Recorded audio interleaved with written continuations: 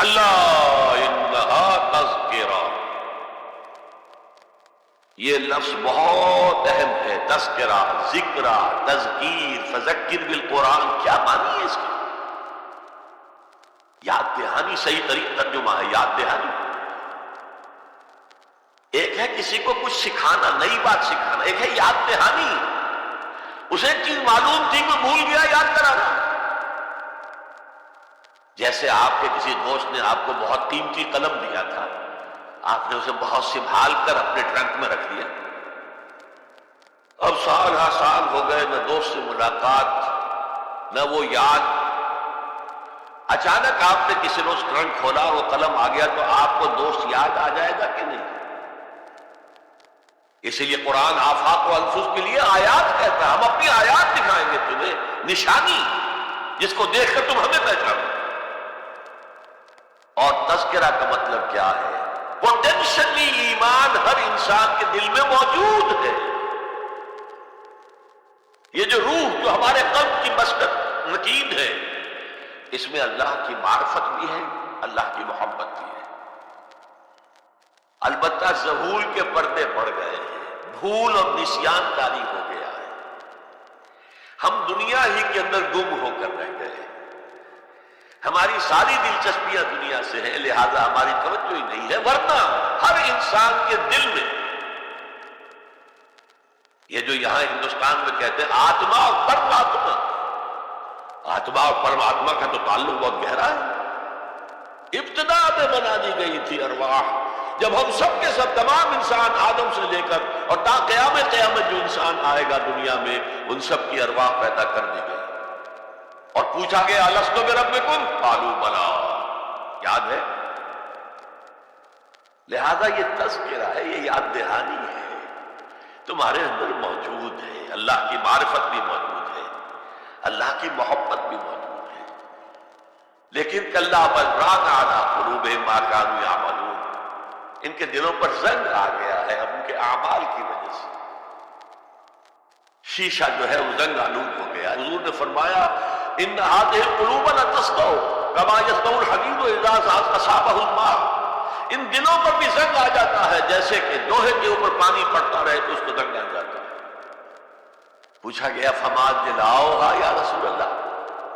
اے اللہ کے رسول ہماری تلواروں کو زنگ لگتا ہے، ہم پالش کرتے ہیں، سیٹل کرتے ہیں، وہ پھر چڑھ اٹھتے ہیں، تو دل پر اگر زنگ آ جائے تو اس کا علاج کیا ہے؟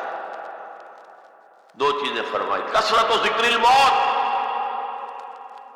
و تلاوت القرآن، دو کام کرو کثرت سے، موت کو یاد رکھو، یہاں رہنا نہیں ہے، جانا ہے،